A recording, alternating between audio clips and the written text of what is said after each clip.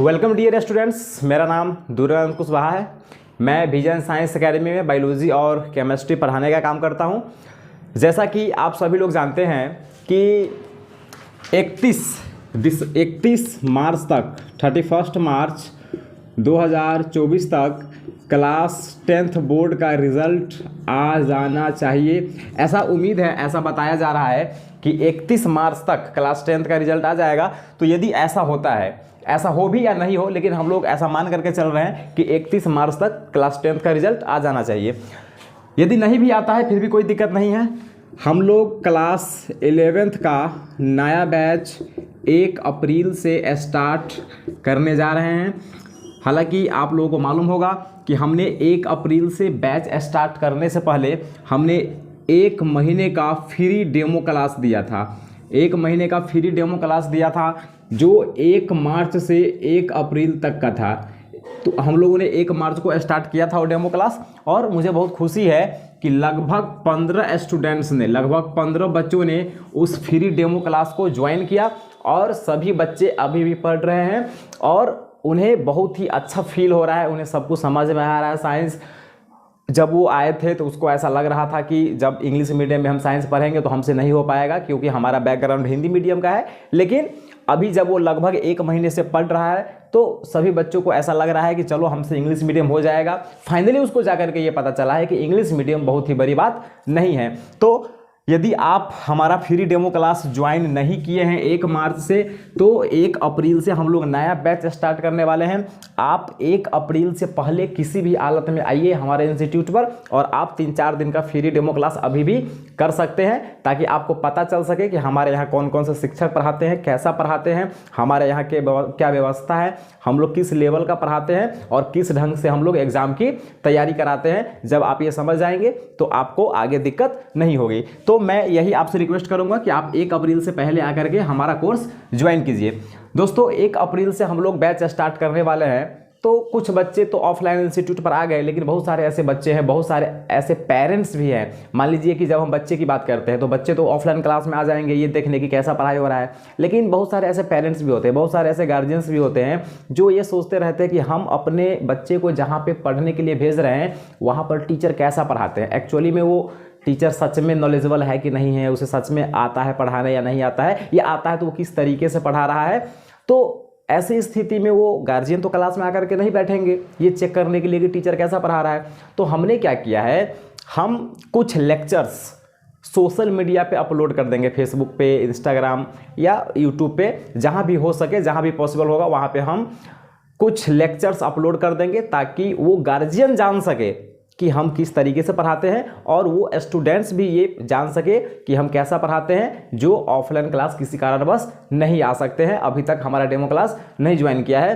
तो प्यारे बच्चों, आज हम लोग केमिस्ट्री स्टार्ट करने वाले हैं, जो कि क्लास 11th का सबसे पहला चैप्टर हम लोग स्टार्ट करेंगे, और उस चैप्टर का नाम है some basic concepts of chemistry. देखिए प्यारे बच्चों, यदि हम क्लास 11th के केमिस्ट्री की बात करेंगे, यदि हम क्लास 11th के केमिस्ट्री की बात करें, देखिए आप लोगों ने क्लास 9th और 10th में केमिस्ट्री पढ़ा होगा, और यदि आपने अच्छे टीचर से साइंस पढ़ा होगा तो आपको उन शिक्षकों ने ये बताया होगा कि देखो बाबू, क्लास 9th और 10th का साइंस अच्छे से पढ़ना, ये आगे जाकर के बहुत काम आएगा। जब हम लोग पढ़ते थे 9th 10th में, तो जैसे ही हम लोग 9th में आए तो हमारे जो साइंस के शिक्षक थे उन्होंने हम लोगों को बताया था कि ये जो साइंस मैं पढ़ा रहा हूँ इसका एक अच्छा सा कॉपी बना के रखना। जब 11th 12th में साइंस रखोगे ना, तब ये कॉपी बहुत काम आएगा।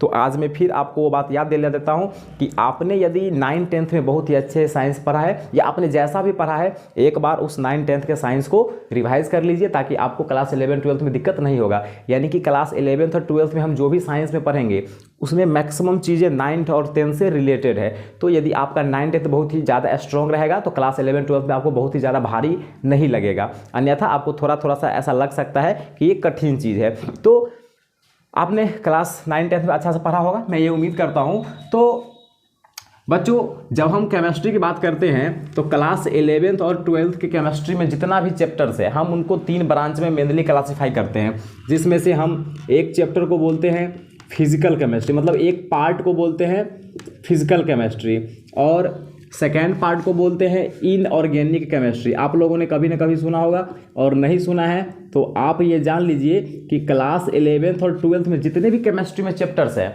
हम सभी को केमिस्ट्री के 3 ब्रांच में बांट रहे हैं। सभी चैप्टर्स को हम 3 ब्रांच में बांट रहे हैं। एक का नाम है फिजिकल केमिस्ट्री, एक का नाम है इनऑर्गेनिक केमिस्ट्री, और तीसरा का नाम है ऑर्गेनिक केमिस्ट्री। आपने ऑर्गेनिक केमिस्ट्री का नाम जरूर सुना होगा।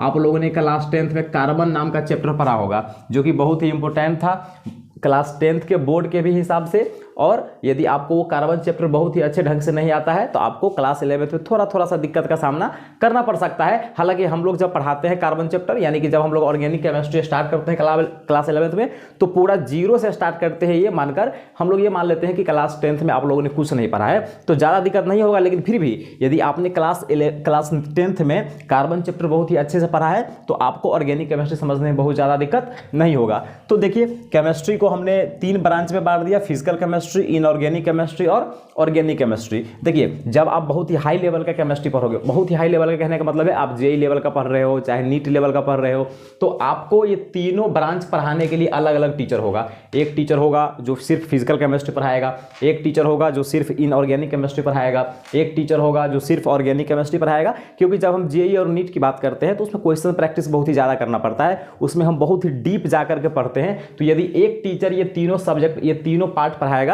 तो थोड़ा सा ज़्यादा समय लग जाएगा, वहाँ पे समय की कमी होती है। इसलिए तीनों पार्ट्स के लिए 3 अलग अलग टीचर होते हैं। लेकिन जब हम लोग अपने इंस्टीट्यूट पे पढ़ाते हैं तो एक ही टीचर, यानी कि मैं अकेला ये तीनों पढ़ा देता हूँ। ठीक है, तो प्यारे बच्चों, जब हम क्लास 11th में फिजिकल केमिस्ट्री की बात करते हैं तो फिजिकल केमिस्ट्री में बहुत सारे चैप्टर है, जिसमें देखिए बच्चों, मैं आपको एक बात बताना चाहता हूँ कि देखिए 1 अप्रैल से हम लोग नया बैच स्टार्ट कर रहे हैं 11th का, और ये लगभग आपका है ना, ये लगभग आपका 30 नवंबर तक चलेगा। ठीक है, क्लास 11th में हम लोग इतना दिन पढ़ाते हैं। ठीक है, 1 अप्रैल से 30 नवंबर, उसके बाद 1 दिसंबर से अगला 31 दिसंबर तक हम लोग क्लास 12th का सिलेबस पढ़ाते हैं। और जो दिसंबर के बाद जनवरी बचेगा उसमें पूरा 1 महीना टेस्ट चलता है, और तब जाकर के आपका बोर्ड का एग्जाम हो जाएगा। यानी कि यदि हम क्लास 11th को देखें तो अप्रैल, मई, जून, जुलाई, अगस्त, सितंबर, अक्टूबर, नवंबर, यानी कि लगभग 8 महीने पढ़ाई होता है। तो आप समझ सकते हैं कि हमारे पास बहुत ही ज़्यादा समय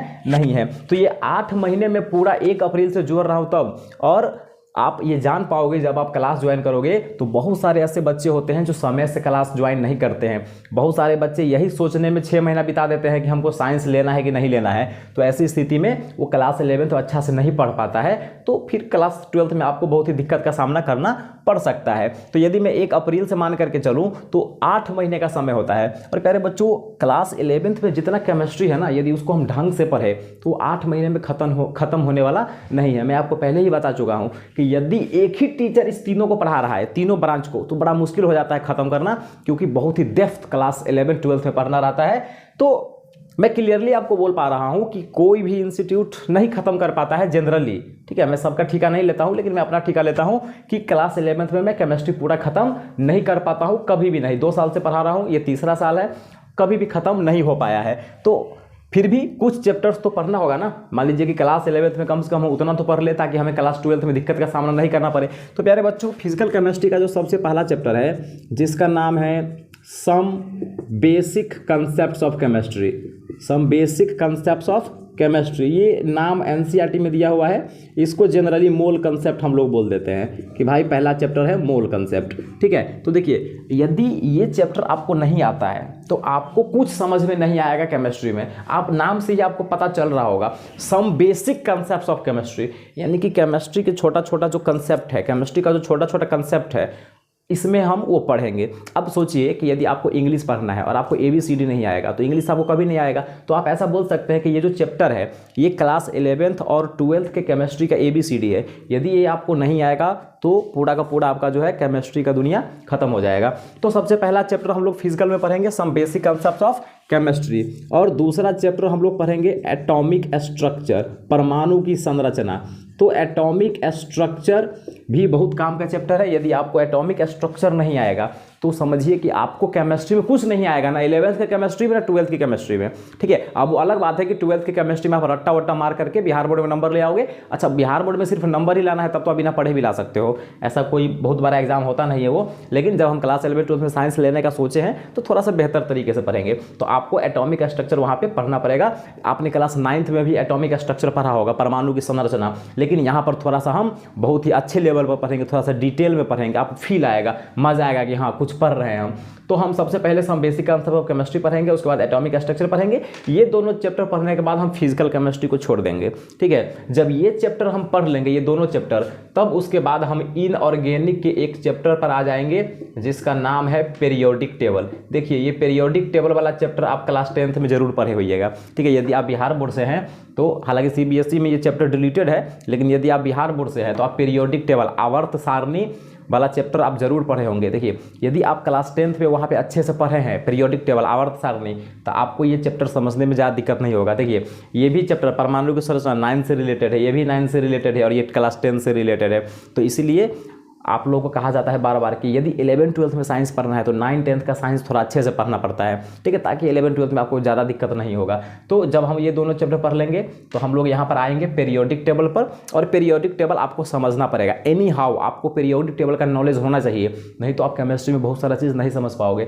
जब हम पीरियोडिक टेबल पढ़ लेंगे तो हम इनऑर्गेनिक का एक अगला चैप्टर पढ़ेंगे जिसका नाम है केमिकल बॉन्डिंग, ठीक है। बहुत ही इंपॉर्टेंट चैप्टर है, और ये केमिकल बॉन्डिंग भी आप पढ़े होइएगा क्लास 10th में। जब आप धातु अधातु या कार्बन चैप्टर जब आप पढ़े होइएगा ना, तो वहाँ पे आप लोग पढ़े होइएगा आयनिक बंधन, सहसंयोजी बंधन, ठीक है। तो ये सब केमिकल बॉन्डिंग में आता है, तो हम लोग केमिकल बॉन्डिंग पढ़ेंगे यहाँ पे। और केमिकल बॉन्डिंग थोड़ा सा बड़ा चैप्टर है, क्योंकि इसमें हम बहुत ही डीप में पढ़ते हैं केमिकल बॉन्डिंग के बारे में, तो इसमें थोड़ा सा समय लगता है और बहुत ही इंपॉर्टेंट चैप्टर है। आपको ये आना चाहिए, तब आपको केमिस्ट्री की बहुत सारी चीज़ें पता चलेंगी। तो देखिए, 2 चैप्टर फिजिकल और 2 चैप्टर इनऑर्गेनिक, ये दोनों बहुत इंपॉर्टेंट है। यदि ये दोनों नहीं आएगा, ये चारों यदि आपको नहीं आएगा, तो फिर ज़्यादा आपको दिक्कत का सामना करना पड़ सकता है। जब ये 4 चैप्टर्स हम लोग पढ़ लेंगे, तब सीधा हम लोग जंप कर जाएंगे ऑर्गेनिक केमिस्ट्री पर। और ऑर्गेनिक केमिस्ट्री में हम सबसे पहले स्टार्ट करेंगे GOC, general organic chemistry. GOC मतलब जनरल ऑर्गेनिक केमिस्ट्री, ठीक है। General organic chemistry, general organic chemistry जब आप पढ़ लोगे ना क्लास 11th में, तो मतलब आपको ऑर्गेनिक केमिस्ट्री लगभग आपको इतना बेस बन जाएगा। मतलब GOC कुछ नहीं है, ऑर्गेनिक केमिस्ट्री का बेस है, ठीक है, आधार है, वो छोटा छोटा चीज़ है, छोटा छोटा चीज़ हमें ऑर्गेनिक केमिस्ट्री के बारे में GOC में पढ़ना है। तो पूरा का पूरा 11th में हम पूरा GOC पढ़ेंगे।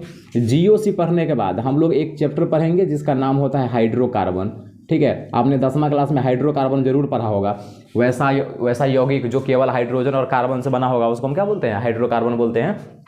तो हाइड्रोकार्बन अपने आप में एक चैप्टर है क्लास 11th में। अब देखिए, इतना कितना चैप्टर हुआ, लगभग हो गया आपका 6 चैप्टर। देखिए, GOC सबसे बड़ा चैप्टर है। GOC आप कितना भी पढ़िएगा ना तो आपको कम लगेगा।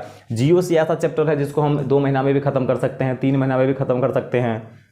खत्म करने वाले 6 महीना तक भी पढ़ाते हैं, इसको 6 महीना में खत्म करते हैं। तो GOC आप जितना ज़्यादा पढ़िएगा ना उतना ज़्यादा समय लगेगा, ठीक है। तो ये चारों 5 चैप्टर पढ़ते पढ़ते हमारे पास 6 चैप्टर हो गया। तो इस 6 चैप्टर को पढ़ते पढ़ते 8 महीना कैसे गुजर जाएगा पता भी नहीं चलेगा, क्योंकि यहाँ पर हम 8 महीना लिख रहे हैं, तो 8 महीना में तो बहुत जल्दी छुट्टी भी हो जाता है ना, ठीक है। तो 8 महीना क्या, लगभग 6-7 महीना समय बचता है, ठीक है। तो ये 6 चैप्टर पढ़ते पढ़ते ये पूरा का पूरा आपका 11th खत्म हो जाएगा, ठीक है। यदि आप ये 6 चैप्टर थोड़ा ढंग से पढ़ोगे, तब जब ये खत्म हो जाएगा तब हम लोग क्लास 12 की केमिस्ट्री पर जंप कर जाएंगे। तो आइए प्यारे बच्चों, हम सबसे पहले आज स्टार्ट करते हैं अपना केमिस्ट्री का सबसे पहला चैप्टर, जिसका नाम है some basic concepts of chemistry. देखिए, इसमें बहुत सारा चीज़ पढ़ना होगा। यदि आप NCERT का बुक देखोगे ना, तो उसमें छोटा छोटा चीज़ पढ़ना होगा। मास क्या होता है, वेट क्या होता है, तो इतना हम डिस्कशन नहीं करेंगे, क्योंकि ये सब बहुत छोटा छोटा चीज़ है, ये सब क्लास 8-9 का चीज़ है। तो हम उतना मतलब छोटे छोटे चीज़ों पर फोकस नहीं करेंगे, क्योंकि हम ऑलरेडी बता चुके हैं हमारे पास बहुत चैप्टर्स है, लेकिन हमारे पास समय कम है। तो हम बहुत छोटा छोटा चीज़ पे दिमाग नहीं लगाएंगे। हाँ, यदि आपको कन्फ्यूजन होगा कि सर ये हम 9th में नहीं पढ़े हैं, थोड़ा बता दीजिए, तो हम आपको बता देंगे, आप क्लास में क्वेश्चन एराइज कीजिएगा। तो देखिए, सबसे हम इसमें डायरेक्ट मोल कंसेप्ट से अपना चैप्टर स्टार्ट करेंगे। तो यदि हम मोल कंसेप्ट पढ़ेंगे ना, तो मोल कंसेप्ट पढ़ने से पहले कुछ छोटा छोटा चीज़ आपको पढ़ना पड़ेगा। हम सबसे पहले उस छोटे छोटे चीज़ के बारे में पढ़ लेते हैं। हालांकि वो छोटा छोटा चीज़ आपको आता होगा, लेकिन फिर भी एक बार मैं आपको याद दिला दूं, क्योंकि यदि आप बिहार बोर्ड से हैं तो आपने हिंदी में पढ़ा होगा, मैं आपको इंग्लिश में पढ़ा देता हूँ, ठीक है, ताकि आप कनेक्ट कर पाओ उस हिंदी और इंग्लिश को। तो देखिए, सबसे पहले आप लोगों ने एक चीज़ पढ़ा होगा, एक शब्द पढ़ा होगा, परमाणु संख्या, ठीक है, क्लास 9th में 10th में जो भी परमाणु संख्या आपने पढ़ा होगा। देखिए, आज के बाद आप परमाणु संख्या भूल जाइएगा, ठीक है। परमाणु संख्या का इंग्लिश नाम याद रखना है एटॉमिक नंबर, ठीक है, एटॉमिक नंबर, परमाणु संख्या, इसको हम लोग जेड से लिखते हैं। हम आपको आगे बताएंगे कि एटॉमिक नंबर का क्या मतलब होता है, परमाणु संख्या का क्या मतलब होता है। तो आज के बाद हम परमाणु संख्या याद नहीं रखेंगे, आज के बाद हम एटॉमिक नंबर याद रखेंगे, ठीक है। तो आप लोगों ने पढ़ा होगा कि कार्बन का एटॉमिक नंबर 6 होता है, तो हम आपको ये भी बताएंगे कि कार्बन का एटॉमिक नंबर 6 है, इसका क्या मतलब हुआ, ठीक है। कार्बन का एटॉमिक नंबर 6 क्यों है, एटॉमिक नंबर एक्चुअली में होता क्या है, हम इस बात पे भी बात करेंगे, इस मामले पे भी बात करेंगे। फिलहाल आप इतना याद रखिए कि परमाणु संख्या को हम लोग इंग्लिश में एटॉमिक नंबर बोलते हैं। आपने एक चीज़ और सुना होगा, परमाणु द्रव्यमान, ठीक है, परमाणु द्रव्यमान या परमाणु भार। आपने सुना होगा कि कार्बन का परमाणु द्रव्यमान 12 होता है, कैल्शियम का 40 होता है। तो जो परमाणु द्रव्यमान है ना, उसको हम लोग इंग्लिश में क्या बोलते हैं, एटॉमिक मास बोलते हैं, ठीक है, एटॉमिक मास याद रखना है, एटॉमिक मास बोलते हैं। परमाणु द्रव्यमान को इंग्लिश में क्या बोलेंगे, एटॉमिक मास बोलेंगे। तो ये दो चीज़ याद रखिएगा। और आप लोग जो संकेत बोलते हो ना कि हाइड्रोजन का संकेत H है, ऑक्सीजन का संकेत O है, इस संकेत को हम लोग अंग्रेजी में बोलेंगे सिंबल। ये बहुत छोटा चीज़ है, आपको आता होगा, संकेत को इंग्लिश में बोलेंगे सिंबल। तो आज के बाद ये 3 चीज़ याद रखना है। हिंदी नाम थोड़ा थोड़ा सा आपको भूलना पड़ेगा और इंग्लिश पर ज़्यादा फोकस कीजिएगा। हिंदी शब्द को बार बार बोलिएगा तो आपका इंग्लिश अपने आप कमज़ोर हो जाएगा। तो चलिए, सबसे पहले हम लोग समझने का प्रयास करते हैं कि ये एटॉमिक नंबर क्या होता है, एटॉमिक मास क्या होता है, सिंबल क्या होता है। इससे पहले आप ये जानो कि एटम क्या होता है। एटम मतलब परमाणु। आप जिसको परमाणु बोलते आ रहे हो ना, उसको हम लोग बोलते हैं इंग्लिश में एटम, ठीक है। तो एटम किसको बोलते हैं प्यारे बच्चों, आप लोगों ने सुना होगा कभी न कभी कि दुनिया में जितने भी पदार्थ हैं, ठीक है, पदार्थ क्या होता है भाई, दुनिया में कोई भी ऐसा चीज़ जिसके पास वजन है उसको हम पदार्थ बोलते हैं, मैटर बोलते हैं। जैसे मान लीजिए कि मेरे पास मार्कर है तो इसके पास वजन है, हम बोलेंगे ये पदार्थ है, ठीक है। जैसे मान लीजिए कि मेरे मोबाइल है तो मोबाइल के पास भी वजन है तो मोबाइल भी पदार्थ हो गया। मतलब आप अपनी चारों तरफ देखोगे ना तो ऐसा कोई चीज़ आपको नहीं मिलेगा जिसके पास वजन नहीं है। मतलब सब चीज़ के पास वजन है, यानी कि सब पदार्थ है, ठीक है। तो याद रखिएगा, जिसके पास वजन होगा उसको पदार्थ बोलेंगे। अब दुनिया में जितना भी पदार्थ है, दुनिया में जितना भी पदार्थ है ना, यदि उसको आप तोड़ना चालू करो, जैसे कि मान लीजिए हम इसको तोड़ेंगे तो ये छोटा हो जाएगा, छोटा हो जाएगा। जो छोटा हुआ, छोटा टुकड़ा हमको मिला उसको हम फिर तोड़ेंगे, वो फिर छोटा हो जाएगा। फिर जो छोटा टुकड़ा मिला हम उसको फिर तोड़ेंगे। यानी कि एक पदार्थ को हम तोड़ते जाए, तोड़ते जाए, तोड़ते जाए, तोड़ते जाए, वो टूटते टूटते एक ऐसा समय आएगा कि वह इतना छोटा टुकड़ा में टूट जाएगा, इतना छोटा टुकड़ा में टूट जाएगा कि उसको हम और ज़्यादा छोटा नहीं कर सकते हैं। यानी कि हम कह सकते हैं कि वो जो सबसे छोटा टुकड़ा मिला ना, वो किसी भी पदार्थ का सबसे छोटा टुकड़ा था, हम उसको और छोटा नहीं कर सकते हैं। तो वो जो किसी भी पदार्थ का सबसे छोटा वाला टुकड़ा है ना, हम उसी को बोलते हैं एटम, हम उसी को बोलते हैं परमाणु। तो एटम मतलब, एटम का मतलब हो गया कि किसी भी पदार्थ का जो सबसे स्मॉलेस्ट पार्टिकल है। तो ये बात याद रखिएगा, smallest particle of an element, किसी भी तत्व के सबसे छोटे पार्टिकल को एटम बोलते हैं। तो ये तो एटम आपको समझ में आया। अब थोड़ा सा आप क्लास 9th वाला बात याद कीजिए। आप लोगों ने वहाँ पर पढ़ा होगा कि जब हम एटम की बात करते हैं तो एटम देखने में कैसा होता है, तो बीच में होता है नाभिक। इस नाभिक को हम लोग इंग्लिश में बोलते हैं न्यूक्लियस, ठीक है, इसको हम बोलते हैं न्यूक्लियस। और इसके चारों साइड चक्कर काटता है इलेक्ट्रॉन, ठीक है। जैसे मान लीजिए ये एक इलेक्ट्रॉन है, यह एक इलेक्ट्रॉन है। और जब हम नाभिक की बात करते हैं, यानी कि जब हम न्यूक्लियस की बात करते हैं, तो इसके पास होता है प्रोटॉन और न्यूट्रॉन।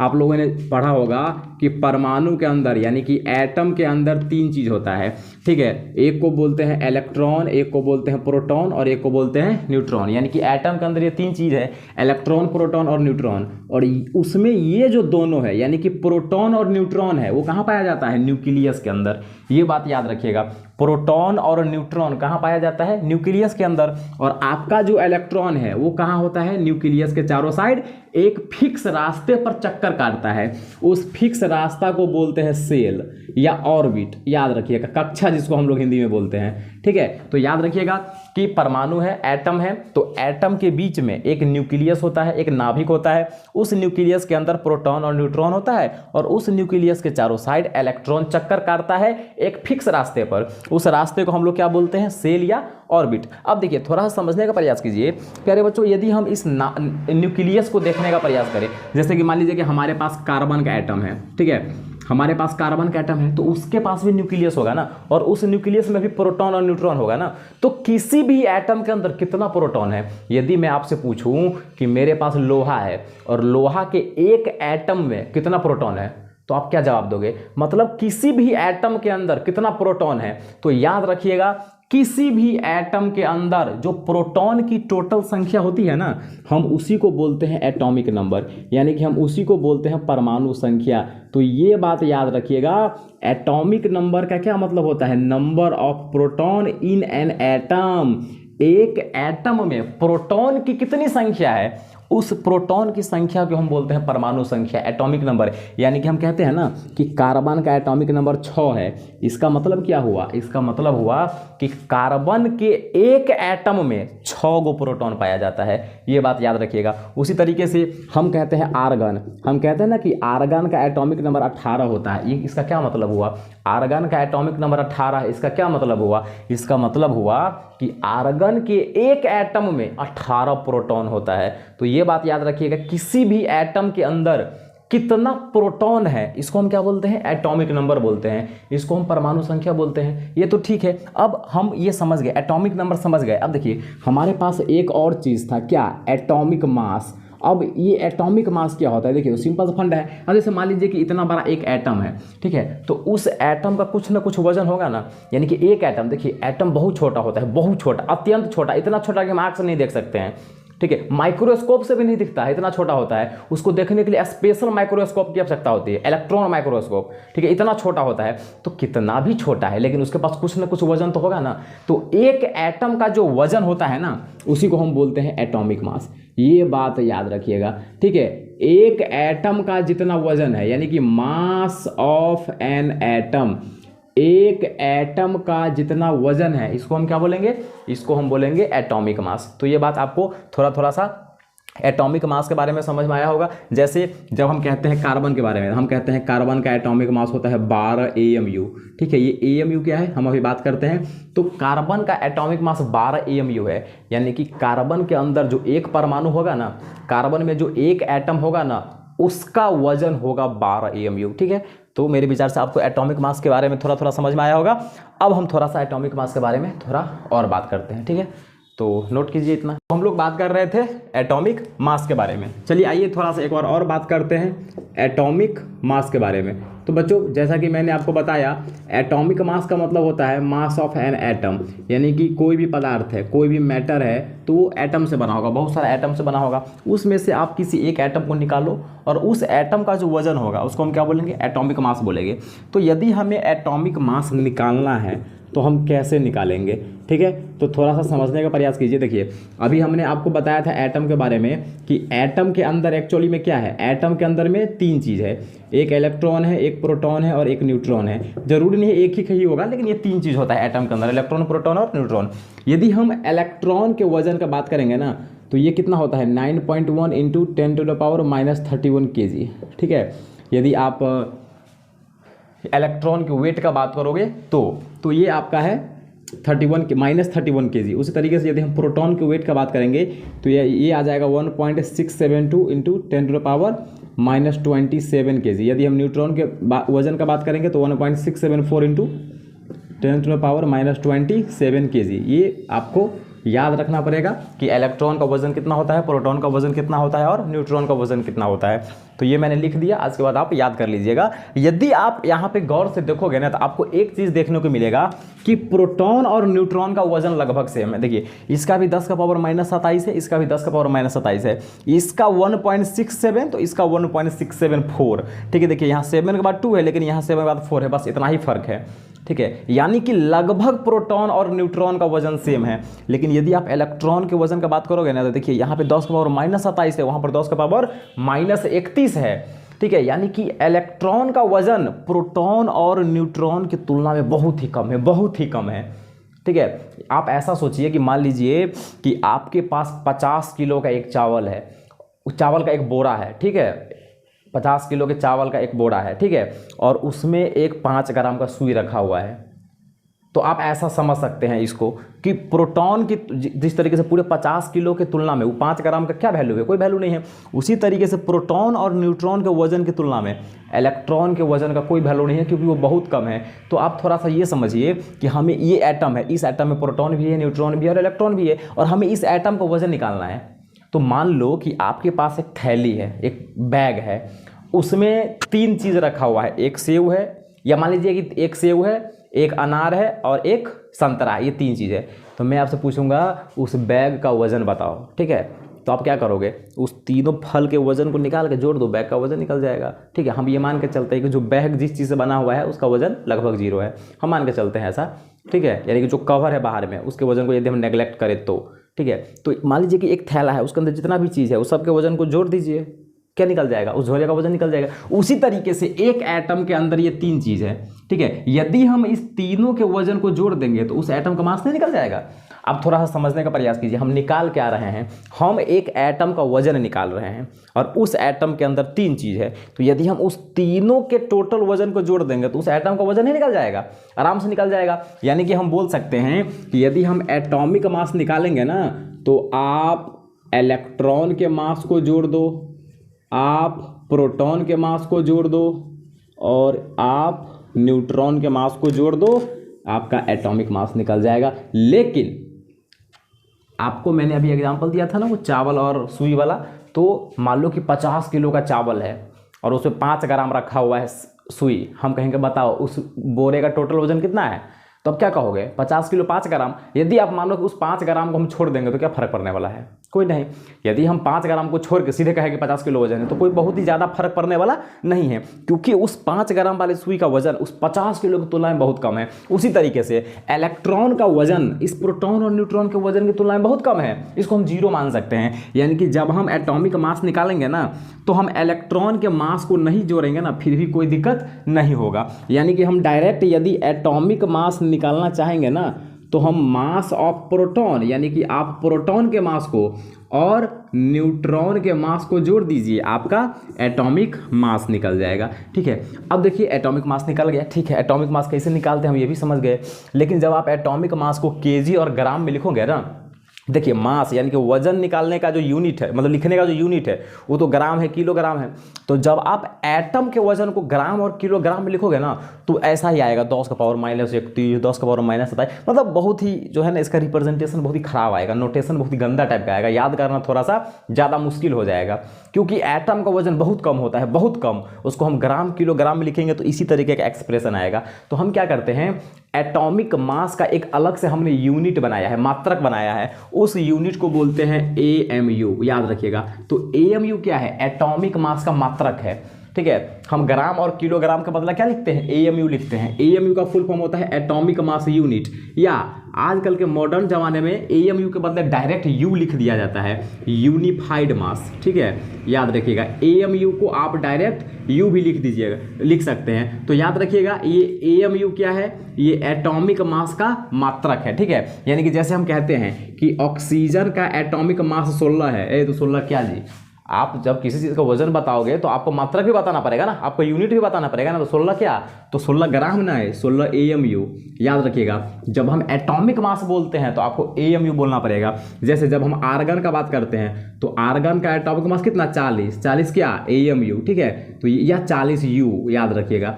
तो AMU मेरे विचार से आपको समझ में आया होगा। तो AMU क्या है, AMU मात्रक है एटॉमिक मास का। लेकिन अब आपके मन में फिर ख्याल आ रहा होगा कि सर 1 AMU कितना होता है, फिर भी थोड़ा सा बता दो, मतलब 1 AMU मतलब कितना ग्राम, कितना, कुछ तो आइडिया बताओ कि 1 AMU हम बोलते हैं किसको है। तो देखो 1 AMU किसको बोलते हैं, 1 AMU मतलब क्या, देखिए कार्बन है ना, देखिए कार्बन 3 प्रकार का होता है। एक ऐसा कार्बन जिसका एटॉमिक मास 12 होगा, एक ऐसा कार्बन जिसका एटॉमिक मास 13 होगा, एक ऐसा एटॉमिक मास एक ऐसा कार्बन जिसका एटॉमिक मास 14 होगा। हम लोग इसको बोलते हैं आइसोटोप्स, याद रखिएगा। आइसोटोप्स मतलब एलिमेंट सेम है, तीनों का तीनों कार्बन है, लेकिन एटॉमिक मास अलग अलग है, तो हम इसको बोलेंगे आइसोटोप्स। हिंदी में इसको बोलते हैं समभारिक, ठीक है, या समभारिक नहीं, समस्थानिक, ठीक है। समस्थानिक आइसोटोप्स, ठीक है। तो ये आइसोटोप है। तो नेचर में 3 प्रकार का कार्बन होता है, एक 12 एटॉमिक मास वाला, एक 13 वाला और एक 14 वाला, ठीक है। तो ये जो 12 वाला कार्बन है ना, इसके एक एटम का जितना वजन है उसको तुम 12 से भाग दे दो, ठीक है। ये जो कार्बन 12 वाला है ना इसके एक एटम का जितना वजन होगा ना उसको 12 से भाग दे दो, जितना आंसर आएगा उसी को हम बोलते हैं 1 AMU। यानी कि हम ये बोल रहे हैं कि 1 AMU कितना होता है कि भाई कार्बन है ना, mass of 1 atom of C12, यानी कि कार्बन 12 वाला जो है उसके एक एटम का जितना वजन होगा उसको आप 12 से भाग दे दो, वही क्या कहलाएगा, 1 AMU कहलाएगा।